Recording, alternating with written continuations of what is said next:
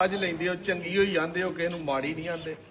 ਮੱਝਾਂ ਦਰਮਿਆਨੀਆਂ ਵੀ ਲਈਦੀਆਂ ਨੇ, ਹੌਲੀਆਂ ਵੀ ਲਈਦੀਆਂ ਨੇ, ਚੰਗੀਆਂ ਵੀ ਤੇ ਚੰਗੀਆਂ ਵੀ, ਕਿਉਂਕਿ ਹਰ ਤਰ੍ਹਾਂ ਦਾ ਗਾਹਕ ਹੁੰਦਾ, ਹਰ ਤਰ੍ਹਾਂ ਦੀ ਜੇਬ ਦੀ ਇਜਾਜ਼ਤ ਹੁੰਦੀ ਹੈ। ਕਿਸੇ 4 ਲੱਖ ਵਾਲੀ ਲੈਣੀ ਹੈ, ਕਿਸੇ 14 ਲੱਖ ਵਾਲੀ ਲੈਣੀ ਹੈ। ਤੇ ਕੋਸ਼ਿਸ਼ ਕਰਕੇ ਵੀਡੀਓਜ਼ ਭਰਾਵਾਂ ਦਾ ਟਾਈਮ ਨਹੀਂ ਜ਼ਾਇਆ ਕਰੀਦਾ 4-5 ਲੱਖ ਵਾਲੀਆਂ ਵੀ ਚਾੜ ਕੇ। ਵੀਡੀਓ ਉਹਦੀ ਹੀ ਚਾੜੀ ਦੀ ਹੈ ਜਿਹੜੀ ਮੱਝ ਆਪਣੀ ਕੁਆਲਿਟੀ ਦੇ ਵਿੱਚ ਪੂਰੀ ਹੋਏ, ਆਪਣਾ ਸ਼ੌਕ ਕਰਵਾਉਂਦੀ ਹੋਏ, ਔਰ ਦੋਸਤ ਵੇਖ ਕੇ ਇਹ ਲਾਜ਼ਮੀ ਕਹਿਣ ਕਿ ਯਾਰ ਕੋਈ ਚੀਜ਼ ਨਾਦਰ ਭਾਈ ਨੇ ਵਿਖਾਈ ਹੈ।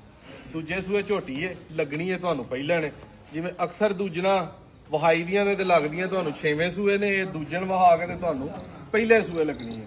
ਸ਼ੌਕ ਇਹਦਾ ਤਸੱਲੀ ਦੇ ਨਾਲ ਇੱਕ ਦਫਾ ਕਰੋ।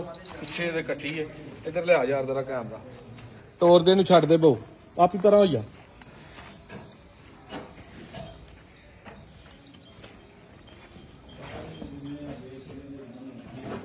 ਦੂਜਾ ਸੂਆ ਝੋਟੀ ਦਾ 5ਵਾਂ ਦਿਨ ਹੈ ਸੂਈ ਨੂੰ, ਤੇ ਸ਼ੌਕ ਕਰਨਾ ਕਿ ਕੈਸਾ ਕਰਮ ਵਾਲੀ ਨੂੰ ਖਾਣ ਲਿਬਾਸ ਸਾਰੇ ਕੰਮ ਲੱਗੇ ਨੇ।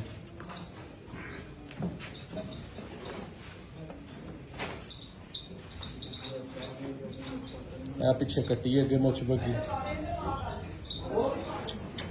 ਪਿਸ ਪਿਸ ਪਿਸ ਪਿਸ ਪਿਸ ਪਿਸ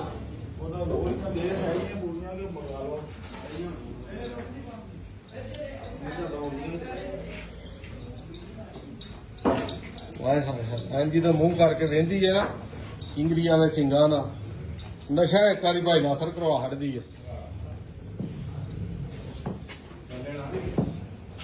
ਪਰਾਂ ਨੂੰ ਜਰਾ ਕਰਮਾ ਲਈਏ, ਇਹਨੂੰ ਆਂਦੇ ਨੇ ਸਹੂਲਤ ਸਾਰ ਤੱਕ ਲਿਬਾਸ।